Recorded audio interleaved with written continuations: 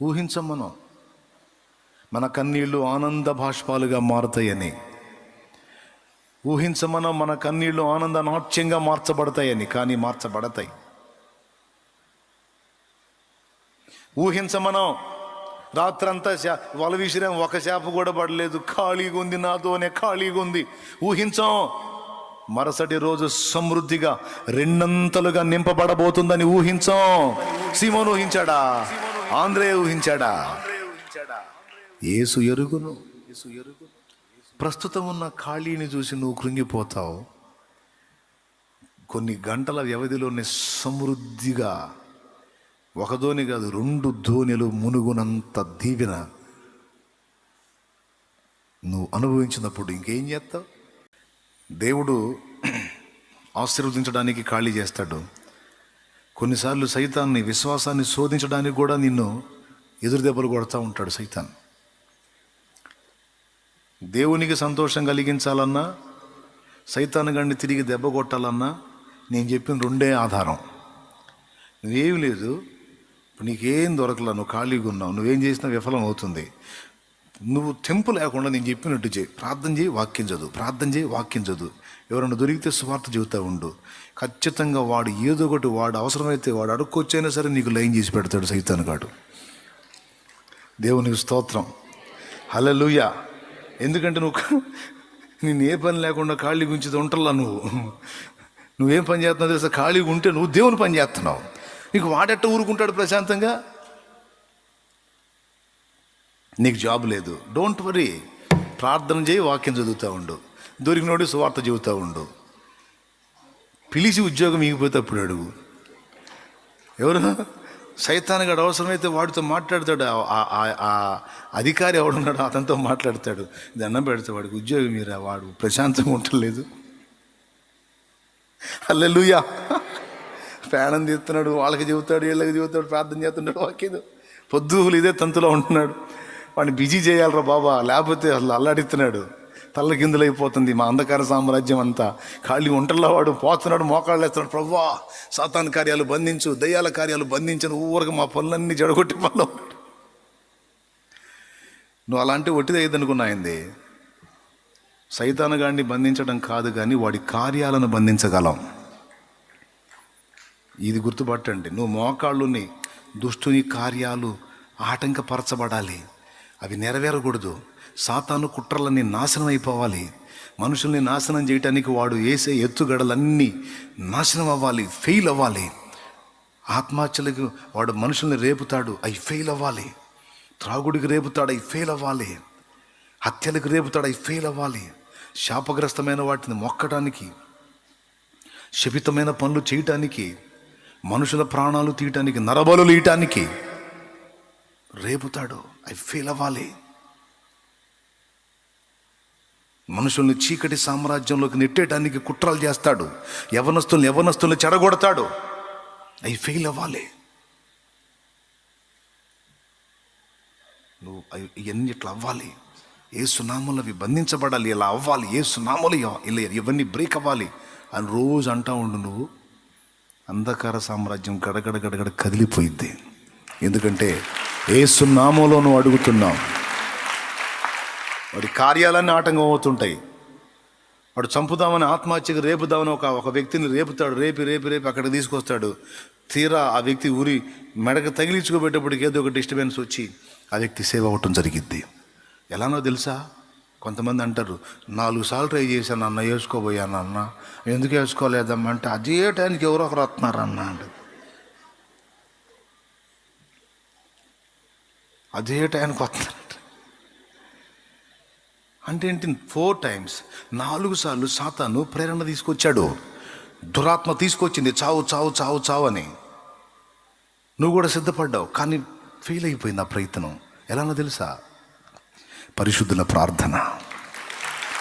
వాడి కార్యాలు ఆటంకపరచబడాలి, వారి కుట్రలు ఆటంకపరచబడాలి, వాడి ప్రయత్నాలు విఫలం అవ్వాలి. ప్రభువా, పరిశుద్ధుల్ని పడగొడుతున్నాడు, సేవకుల్ని పడగొడుతున్నాడు, విశ్వాసుల్ని పడగొడుతున్నాడు, పరిచారకుల్ని పడగొడుతున్నాడు, ఆత్మీయుల్ని దిగజారుస్తున్నాడు. ప్రభా, లోకానుసారులను చేస్తున్నాడు. వాడు రకరకాల ఆకర్షణలు చూపించి అవన్నీ నాశనం అవ్వాలి, నిర్వీర్యం అవ్వాలి. పరిశుద్ధులు తిరిగి శక్తి పొందుకోవాలి, బలం పొందుకోవాలి, నీతో కనెక్ట్ అవ్వాలి, భక్తిలో బలమునొందాలి. దేవా కృపచూపు, యేసునామంలో సహాయము చేయి, యేసునామంలో సాతాను కార్యాలను బంధిస్తున్నాను అని నువ్వు మొదలుపెట్టు. వాడు దేవులాడి తీసుకొచ్చి ఉద్యోగం ఇస్తాడు. నీకు ఒక ఉద్యోగం కాదు, 100 ఉద్యోగాలు తెచ్చి నీ ముందు పెడతాడు. ఏది కావాలంటే అది తీసుకొని పోయా. నువ్వు మాత్రం ప్రార్థన చేయవాకరా, నీకు దండం పెడతాను.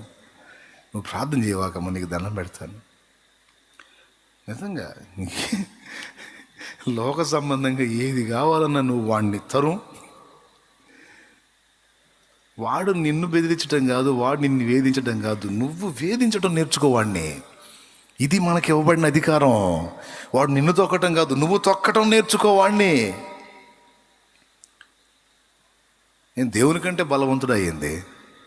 మరి దేవుడు ఏమన్నా లోకంలో ఉన్నవానికంటే మీలో ఉన్నవాడు బలవంతుడు అన్నాడా, బలహీనుడు అన్నాడా? ఆ బలవంతుడైన ఆత్మను కలిగి ఉన్నాం మనం. ఎలా అనగా మనం శక్తియు ఇంద్రియ నిగ్రహమును కలిగిన ఆత్మనే పొంది ఉన్నాము, కానీ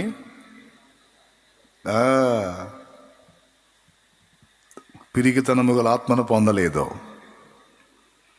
నువ్వు ఉరికిచ్చో, ప్రార్థన చేయి. ఇదే నువ్వు ఖాళీ దొరికిందంటే వాడి కార్యాలను ఆటంకపరచడం, ఆత్మల్ని ఇంకొకటి చేయాలా, వాడికేమో తలుపులు ముయ్యాలా. ప్రార్థనలో పరిశుద్ధాత్మకు తలుపులు విప్పాలా,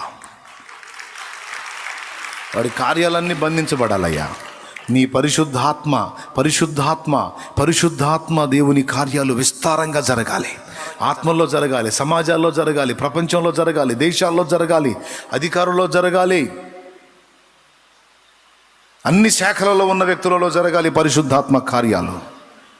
పరిశుద్ధాత్మ నువ్వు దర్శించు ప్రజల్ని యేసు నామములో తండ్రి అని పరిశుద్ధాత్మకు నువ్వు తలుపులు తెరు, దురాత్మలకు తలుపులు మొయ్. ఇది దేవునికి సంతోషాన్ని కలిగించింది, సాతానుకు వెన్నులో వణుకు పుట్టించింది. ఖచ్చితంగా ఈ విషయాలు ఈరోజు మీకు చేరకుండా చేయడానికి వాడు ఎన్ని కుట్రలు చేశాడు అనుకున్నావు? నువ్వు నమ్మకపో, నిజం చెబుతున్నాను నేను. ఈ మాటలు మీకు చేరకుండా చేయటానికి ఎన్ని కుట్రలు చేశాడు అనుకున్నావు? ఇంతలో వాన్లో, ఇంత ప్రతికూలతలో మీరు వచ్చారంటే మామూలు సరుకు కాదు, ఇది ఒరిజినల్ సరుకు అన్నమాట.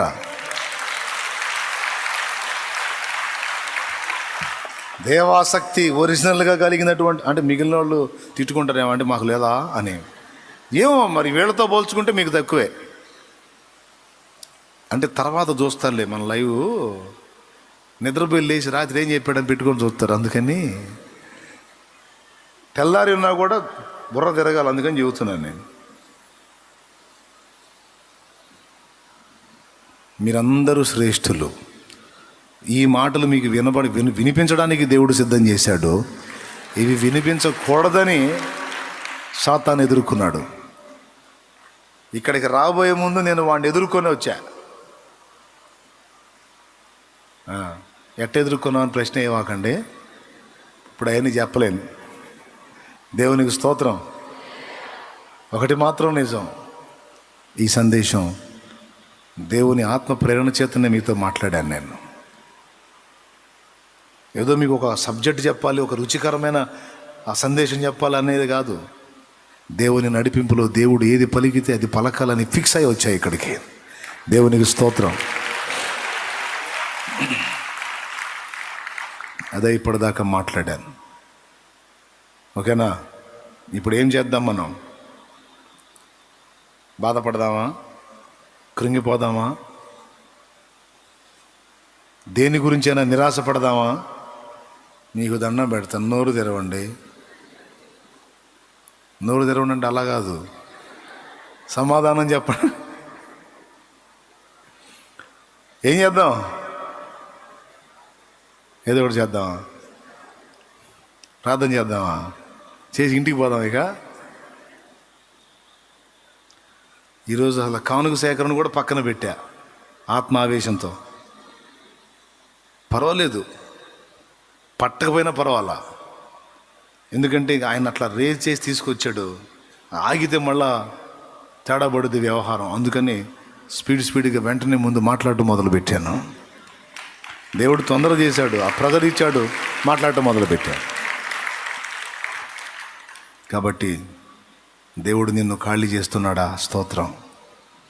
ఏ విషయాల్లో ఖాళీ చేస్తున్నాడో స్తోత్రం. దేవుడు తన శక్తిని నింపుతున్నాడు నీలో, తన బలాన్ని, తన జ్ఞానాన్ని, తన అభిషేకాన్ని నింపుతున్నాడు నీలో. Finishing touch. ఎస్తేర్ను ఒంటరిని చేశాడు. ఎంత దీవించబడిందో తెలుసా? ఆనాడు ఎస్తేరు యూద జనాంగాన్ని ఆదుకోకపోతే ఆ జనాంగంలోంచి రక్షకుడు రావడానికి ఇప్పుడు ఆ జనాంగం ఉండేది కాదు. యేసు ఆ జనాంగంలోంచే రావాలి. ఆనాడు హామాను గారు చేసిన కుట్రకి ఎస్తేరు అక్కడుండి అడ్డుకట్ట వేయకపోతే, ఒక్కతే ఎస్తేరు, ఒక్క స్త్రీ ఆనాడు ఆ వేదిక మీద ఉండి అడ్డుకట్ట వేయకపోతే ఈరోజు రక్షకుడు రావడానికి యూద జనాంగం భూమి మీద ఉండేది కాదు. చూడు ఎంత దీవెనకరమైన పని చేసిందో. యోసేపు ఐగుప్తులో ఆ బాధలన్నీ పడి ఐగుప్తుని ఏలువాడు కాకపోయినట్టయితే కరువులో ఇశ్రాయేలు కుటుంబం అంతా పోయేది. కనానులో ఇశ్రాయేల్ అంటే ఎవరో? యాకోబు ఫ్యామిలీ మొత్తం పోయేవాళ్ళు కరువులో. యాకోబు ఫ్యామిలీలో నుంచే కదా రక్షకుడు రావాలి. యాకోబు కొడుకుల్లో ఒకడు యోధా, యోధాలో నుంచి దావీదు రావాలి, యోసేపు రావాలి, యేసు రావాలి. చూడండి, వీళ్ళందరినీ ఒంటర్లను చేసి రక్షకుడు రావడానికి వేదిక ఏదైతే ఉందో యోధ జనాంగం, ఆ జనాంగాన్ని సేవ్ చేసుకున్నాడు దేవుడు. మన ఆవేదనను కూడా దేవుడు మన ఆశీర్వాదానికి వాడుకోగలడు. మన దుఃఖాన్ని కూడా దేవుడు మన ఆశీర్వాదానికి వాడుకోగలడు.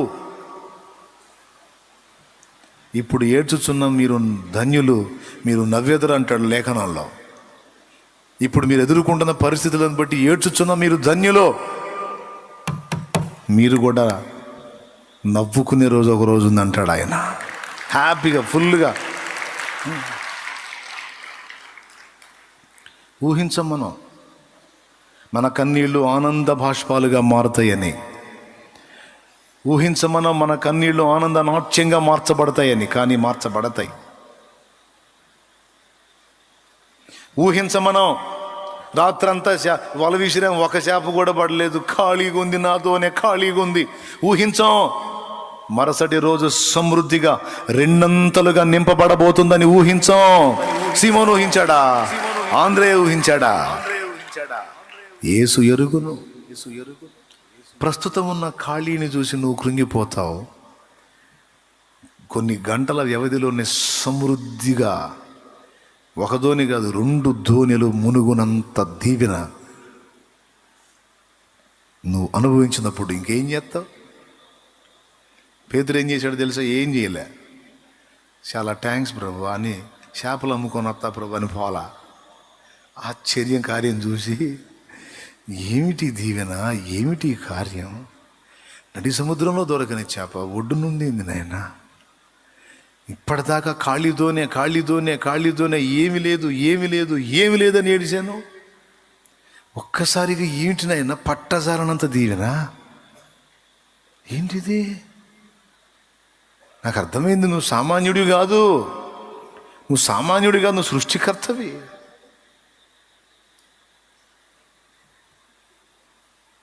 నేను అనర్హుడు, నేను పాపాత్ముడు. నాకు అర్థమైంది.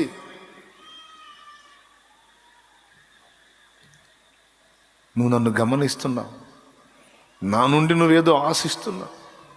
తగిన వాడిని కాదు, పాపాత్ముడిని. నన్ను వదిలిపో, నన్ను విడిచెళ్ళు. పాత్రుడును గానన్నాడు. బాధపడవాక, మనుషుల్ని బట్టు జాలరిగా చేస్తాను రా అన్నాడు. ఇక మీదట నీవు మనుషులను పట్టువాడవుగా ఉండు రమ్ము అన్నాడు. ఆ వాగ్దానం అక్షరాలను నెరవేర్చాడు పేతురు లైఫ్లో. అక్కడ విస్తారమైన చేపలు ఇచ్చిన దేవుడు విస్తారమైన ఆత్మల్ని కూడా మీరు గమనించండి. అపోస్తల కార్యము పేతురు ద్వారానే విస్తారమైన ఆత్మల పంట జరిగింది. హల్లెలూయా.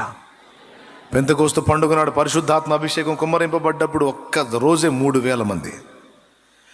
పుట్టినది మొదలుకొని కుంటివాడైన మనుషుని స్వస్థపరిచినప్పుడు ఒక్క దినమంది 5,000 మంది. రెండు వేతలలో 8,000 మంది చేర్చబడ్డారు. మామూలు విషయం కాదు అది. దేవునికి స్తోత్రం కలుగును గాక. హల్లెలూయా. చూడండి మరి ఇప్పుడు ఏడుస్తావు నువ్వు, నాకేం లేదు ఏందో అంతా నాకు ఎట్లా అట్లా. ఏంటి నీవు ఏమైపోయింది, ఏం మునిగిపోయింది? ఏం లేదు, నీ చెయ్యి దాటిపోయిందేమో, దేవుని చెయ్యి దాటలేదు. నువ్వు ఊహించవు. ఇప్పుడు ఖాళీయే, కానీ అది విస్తారంగా నింపబడబోతుంది. అది విస్తారంగా నింపబడినట్లు 2 దీవెన పొందినట్లు ముందు ఖాళీ కానీ దేవుణ్ణి ఖాళీ చేయని సహకరించు. దేవుడికి అర్థం చేసుకో దేవుని కదలికల్ని, కార్యాలనే. హల్లెలూయా. నువ్వు రోగివై బెడ్ మీద ఉన్నావా, తెంపు లేకుండా బైబిల్ చదువుతూ ఉండు, ప్రార్థన చేస్తూ ఉండు. ఇందాక నేను చెప్పినట్టు ఆ రోగం రూపంలో కూర్చున్న సాతానుతో వదిలిపోతాడు దెబ్బకి. ఎందుకు? ఈ మనిషి బెడ్ మీద ఖాళీగా ఉంటే, ఈ బలహీనతతో ఖాళీగా ఉంటే ఊరకుంటల్లా. నా కార్యాలను బంధిస్తున్నాడు, పరిశుద్ధాత్మ కార్యాలను విడుదల చేస్తున్నాడు, లేఖనాన్ని బాగా అధ్యయనం చేస్తున్నాడు. అనేకులకి దగ్గరికి వచ్చిన వాళ్ళు పరామర్శిద్దామని వస్తే వాళ్ళకి చెబుతున్నాడు. ఈ బెడ్ మీద ఉన్న మనిషి ఉన్న చోట ఉంటల్లా. అర్జెంటుగా ఇప్పుడు నేను ఈ రోగాన్ని పక్కకి వెళ్ళిపోతే అప్పుడు లైన్లోకి వచ్చి తిరుగుతారు, అప్పుడు ఇవన్నీ మానుకుంటారు అని వదిలిపోయింది. అందుకే వాక్యం చదివితే రోగం పోయేది. నిజంగా అండి, నేను ఏదో ఒట్టికి చెప్పట్లేదు. అందుకే వాక్యం చదివితే రోగాలు పోయేది. సర్వ శరీరమునకు స్వస్థతనిచ్చుననుంది. ఆ వాక్యం ఎప్పుడైతే నువ్వు ధ్యానం చేస్తూ ఉంటావు, ఈ ప్రార్థన చేస్తూ ఉంటావో,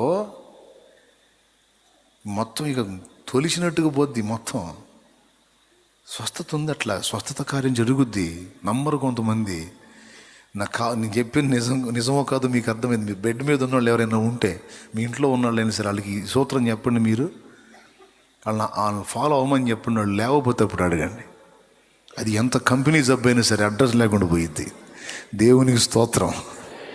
హల్లెలూయా. ఎంత జటిలమైందైనా సరే ఇంక వెళ్ళిపోయింది. అది ఖాళీగా ఉంటే ఉండలేదు కదా, ఉన్నమండ సట్ ఉండలేదు కదా. నేను నవ్వుతా చెప్తున్నానని తేలిగ్గా అనుకుంటున్నారా? లేదు, సీరియస్. తప్పకుండా మీరు దీన్ని అనుసరించండి. ఖాళీ చేయనియండి దేవుణ్ణి. విస్తారమైన చేపలు పడేటట్టు దీవించు ప్రభు అంటే, దీవితే చేపల వ్యాపారం చేస్తావు నువ్వు, ఆత్మల సంపాదనలోకి రావు. స్తోత్రం. అందుకని చేపలు ఆపుతాడు. ఆపి ఆయన ఇవ్వాలనుకున్నప్పుడు ఇస్తాడు. ఇచ్చి ఇప్పుడు చేపలు కావాలా, నేను కావాలా? ఇంకెందుకు నన్ను చేపలు, నాకు నువ్వే కావాలి. నేను కష్టపడితే వచ్చిన చేపలు ఎన్ని, నువ్వు ఒక్క మాట పలిగితే వచ్చిన చేపలు ఎన్ని. అసలు ఈ చేపలు నీకు ఏ మూలగా సాటి వస్తాయి? నాకు నువ్వు కావాలి.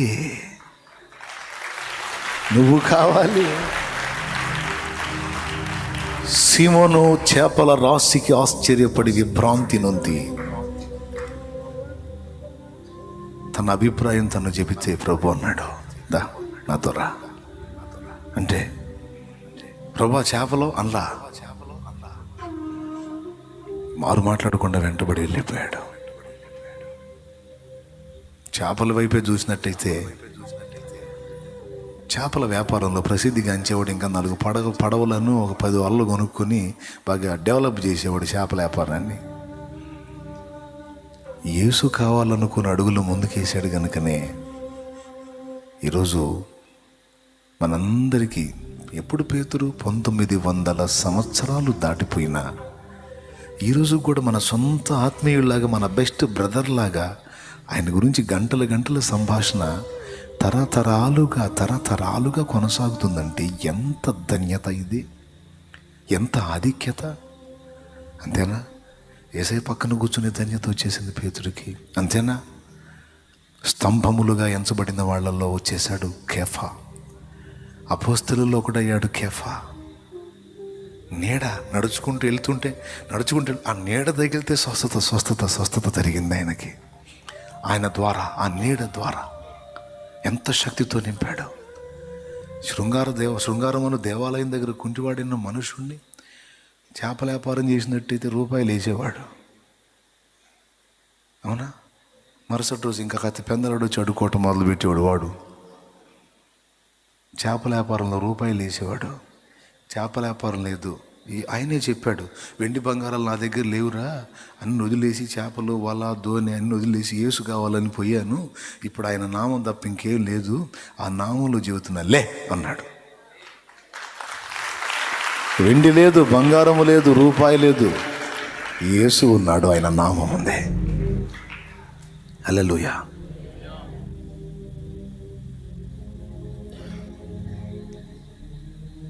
ప్రార్థన చేయండి. దేవా, థ్యాంక్ యూ ఈరోజు నాతో మాట్లాడినందుకు. కృతజ్ఞతలు చెప్పు. నిజంగా నీతో దేవుడు మాట్లాడితే కృతజ్ఞతలు చెప్పు, మనసార స్తోత్రాలు చెప్పు, కన్నీళ్లతో మయంపరచు నా తండ్రి. నీ మాట కొరకు మిగులు ఆశతో వచ్చాను. సూటిగా నీవు నాతో మాట్లాడావు. నీకు థ్యాంక్ యూ, వందనాలు. నా గుండెలోని ఆవేదనని ఎరిగిన వాడవు కనుక నువ్వు మాట్లాడావు. నా అంతరంగంలోని ప్రశ్నలు తెలిసిన వాడివి కనుక, నా హృదయాంతరంగంలో ఉన్న మూలుగులు ఎరిగిన వాడివి కనుక నువ్వు నాతో మాట్లాడావు. నీకు వందనాలు. స్తోత్రాలు తండ్రి, స్తోత్రాలు తండ్రి, స్తోత్రాలు తండ్రి. ఖాళీ చేయను ఆయన, నన్ను ఖాళీ చేయి. నీ ద్వారా రెండంతల దీవెన నేను పొందున్నట్లు నన్ను ఖాళీ చేయి ప్రభా. నేనే అప్పగించుకుంటున్నాను. ఖాళీ చేయి.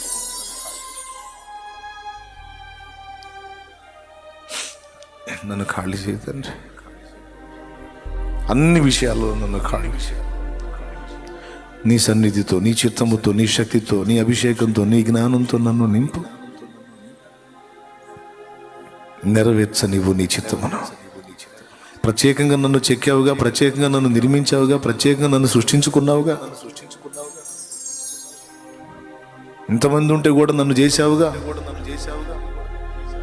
ఏ ఉద్దేశం లేకుండా చేశావా?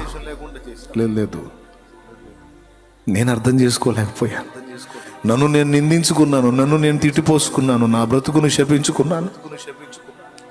నాది ఒక జీవితమేనా, నేనెందుకు బతుకుతున్నాను, నా జీవితానికి అర్థం ఏంటి, నా బ్రతుకి పరమార్థం ఏంటని అనుకున్నాను. కానీ కాదు నాయన, కాదు. ఉంది నాయన, ఉంది. ప్రస్తుతాన్ని చూసుకొని కృంగిపోతున్నాను, కుమిలిపోతున్నాను. కానీ నా కొరకు ఒక సుందరమైన భవిష్యత్తును, ఆశీర్వాదకరమైన భవిష్యత్తును, 2 ధోనిల మునుగునంత ఆశీర్వాదాన్ని దాచిపెట్టావని ఈరోజు మాట్లాడుతున్నావు. చాలా వందనాలు. నమ్ముతా. నువ్వు అది ఇచ్చినా ఇయ్యకపోయినా నువ్వు ఉన్నావు. చాలు దేవా, నువ్వున్నావంటే అన్యాయం ఉండదు. ఇక నువ్వున్నావంటే అన్యాయం ఉండదు, న్యాయం ఉంటుంది. దేవా, నీకు వందనాలు. ప్రార్థన చేద్దాం. అందరం కూడా కృతజ్ఞతలు చెల్లించుదాం. తప్పకుండా నేను ప్రార్థిస్తా తండ్రి. తప్పకుండా నువ్వు నాకు ఇచ్చిన ఖాళీ టైంని నీ ధ్యానము కొరకు, ప్రార్థన కొరకు, ఆత్మీయ అనుభవాల్లో నేర్చుకోవటం కొరకు నేను వాడతా. ఆత్మలకు నిన్ను ప్రకటించడానికి వాడతా. సువార్త చెప్పడానికి వాడతా. ఆత్మల్ని ప్రార్థనకు రేపటానికి వాడతా. నీ నామాన్ని మహిమపరచడానికి వాడతా. నాకు నువ్వు ఇచ్చిన జాబుని నీ పిల్లల శ్రేయస్సు కొరకు వాడతా. నాకు నువ్వు ఇచ్చిన అధికారాన్ని నీ పరిచర్య కొరకు, నీ బిడ్డల క్షేమం కొరకు వినియోగిస్తా. నాకు నువ్వు ఇచ్చిన సమస్తమును నీ కొరకై వెచ్చిస్తా. దేవా, నన్ను బలపరచు, నన్ను నడిపించు, నాకు నేర్పించు. నేను మొద్దును తండ్రి, తెలివి తక్కువ దద్దమ్మను తండ్రి. నాకు అన్ని తెలియవు తండ్రి. తెలుసు అనుకుంటాను నేను, కానీ నేను ఎంత వెర్రోడ్నో, ఎంత వెర్రిదన్నో. నాకు అన్ని తెలియవు తండ్రి. నాకు తెలివి తక్కువ తండ్రి. నాకు జ్ఞానం లేదు తండ్రి. మనుషులతో ఎలా నడుచుకోవాలో, పరిస్థితులకు ఎలా అనుగుణ్యంగా ప్రవర్తించాలో నాకు తెలియదు తండ్రి. ఎందరూ నా చుట్టూ ఉన్న నేను ఒంటరిని తండ్రి. ఎందరూ నన్ను చుట్టుముట్టి ఉన్న నేను ఒంటరిని తండ్రి. నేను నీ వైపు చూస్తున్నా తండ్రి. నీవు తప్ప నాకు ఇంకెవరు ఉన్నారు తండ్రి. నా ఎందుకు కనికరపడు తండ్రి. నీకు వందనాలు వందనాలు వందనాలు.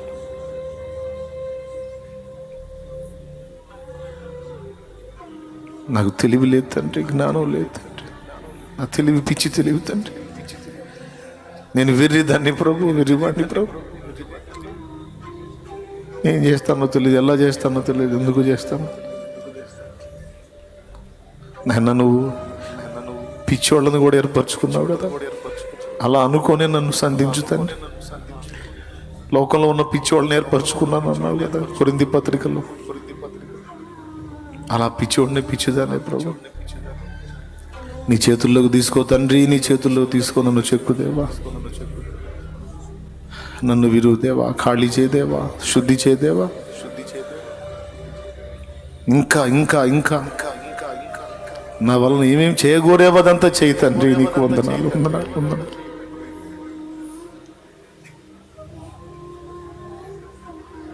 తండ్రి నీకు మహిమ, తండ్రి నీకు మహిమ తండ్రి.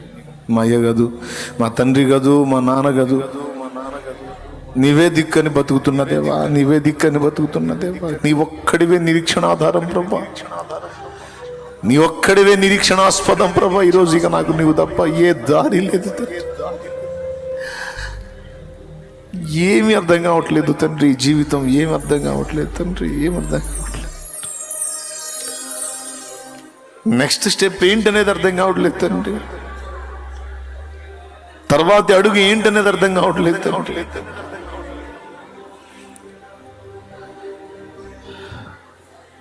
ఒకసారి జ్ఞాపకం చేసుకోయా, జ్ఞాపకం చేసుకోయా. అయ్యా అయ్యా అయ్యా అయ్యా అయ్యా, ఈ తెలివి తక్కువ, నీ తెలివి తక్కువ దాన్ని కరుణించయ్యా. అందరూ నన్ను అదే అనుకుంటారు, నేను కూడా నేను అదే అనుకుంటాను తండ్రి. అందరూ నన్ను అదే అనుకుంటారు. తెలివి లేదు, తెలివి లేదు. నిజమే, నాకు కూడా తెలుసు.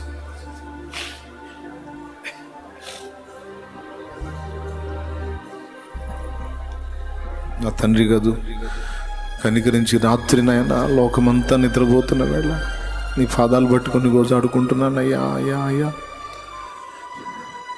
నా యుద్ధకు రా తండ్రి, నా యుద్ధకు రా తండ్రి, నాతో ఉండు తండ్రి.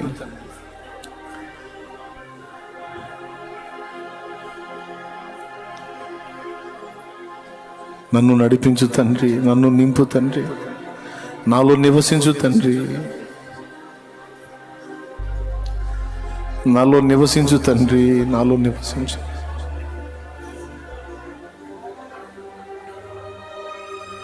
అపజయాల్లో ప్రయాణం చేశాను, ఓటముల్లో ప్రయాణం చేశాను, వైఫల్యాల్లో ప్రయాణం చేశాను, చీకట్లో ప్రయాణం చేశాను. వాటిని కూడా నాకు అనుకూలంగా వాడుకోగలవు దేవా నువ్వు. వాటిని కూడా నాకు దీవెనకరంగానే మార్చగలవు దేవా, అనుభవాల పాఠంగా మార్చగలవు దేవా. నీకు వందనాలు దేవా, వందనాలు దేవా. స్తోత్రాలు చెల్లిస్తాను ప్రభా. ఇక్కడ నిలిచిన బిడ్డలందరినీ కూడా దర్శించు నాయన. కన్నీళ్లతో ఎంతమంది నిజంగా నిండు హృదయంతో గోజాడుకుంటున్నారో, ఎవరు ఏ స్థితిలో గోజాడుకుంటున్నా సరే నాయన, బిడ్డలందరినీ దర్శించు. ఈ ఆల్ నైట్ చాలా త్యాగపూరితంగా ప్రయాసతో వచ్చారు ప్రభు నీ బిడ్డలు నీ పాదాల చెంతకు. చాలా అననుకూలమైన వాతావరణం ప్రభు, చల్లని చలుగాలుల్లో నా ప్రభు. అట్లనే ఆటోలు వేసుకొని వచ్చారు, అట్లనే వెహికల్స్ వేసుకొని వచ్చారు, గడగడ గడగడ వణుక్కుంటా వచ్చారు కదా ప్రభు. నువ్వు వారిని ఆశీర్వదించకుండా పంపొద్దు తండ్రి, దీవించకుండా పంపొద్దు తండ్రి, కృప చూపకుండా పంపొద్దు తండ్రి, బిడ్డల్ని బలపరచకుండా పంపొద్దు తండ్రి, స్వస్థపరచకుండా పంపొద్దు తండ్రి, ధైర్యపరచకుండా పంపొద్దు తండ్రి, భరోసా ఇచ్చి పంపండి. ఈరోజు నువ్వు పలికిన మాటల చొప్పున కార్యములు నెరవేర్చండి తండ్రి. స్పష్టంగా త్రోవ అర్థమయ్యేటట్టు చూపించండి తండ్రి. ఇదిగో ఇదే త్రోవ, దీనిలో ఇక నుంచి నడుచుకో అని చెప్పండి తండ్రి. చెప్పండి తండ్రి, మాట్లాడండి తండ్రి, మాట్లాడండి తండ్రి, దర్శించండి తండ్రి, పిలవండి తండ్రి, బోధించండి తండ్రి. నాకు కనబడు తండ్రి, నాతో మాట్లాడు తండ్రి. బిడ్డలందరికీ కనబడు తండ్రి, బిడ్డలందరితో మాట్లాడు తండ్రి. వారిని అందరినీ వ్యక్తిగతంగా కలుసుకో తండ్రి. మమ్మల్ని గలిబిలి చేస్తున్న సాతాను కుట్రలు కుతంత్రాలన్నీ నాశనం అవ్వాలి తండ్రి. నీ పరిశుద్ధాత్మ కార్యాలు మా బ్రతుకుల్లో ఈ భూప్రపంచంలో సమృద్ధిగా జరగాలి తండ్రి, జరగాలి తండ్రి.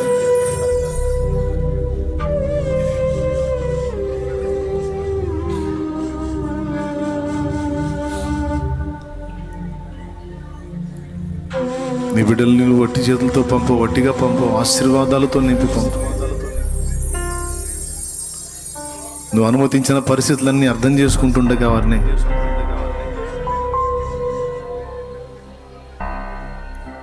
నువ్వు పలికిన మాటల చొప్పున సిద్ధపరిచి ఈరోజు వారి శ్రమానుభవం రేపు అనుభవ పాఠమై అనేకులకు దీవెనకరమగినట్లు కృపనివ్వు. మమ్మల్ని చెరిపే గుంటనక్కల్లాంటి పాపాలు మా దరి చేరకుండా వాటిని గద్దించి దూరపరచు. శరీరేచ్ఛలు, ధనాపేక్షలు, భోగేచ్ఛలు, లోకేచ్ఛలు, సోమరితనం, భ్రష్ట మనస్సు మా నుండి తొలగించు ప్రభు, తొలగించు ప్రభు. నీ కొరకైన ఆసక్తితో మమ్మల్ని నింపుదేవా. నీకు వందనాలు, స్తుతులు, స్తోత్రాలు, కృతజ్ఞతాస్తుతులు చెల్లిస్తూ ఎంతమంది బిడ్డలైతే ఈ ప్రార్థనలో ఏకీభవించారో బిడ్డలందరూ, చిన్నలు, పెద్దలు, వృద్ధులు, స్త్రీలు, పురుషులు, యవ్వనులు, బిడ్డలందరినీ కూడా పేరు పేరున నీ హస్తాలుగా అప్పగిస్తాం. యేసుక్రీస్తు నామంలో ఈ ప్రార్థన మనవులన్నీ మీ పాదములకు సమర్పించి జవాబు పొందామని నమ్ముచున్నాం తండ్రి. ఆమేన్.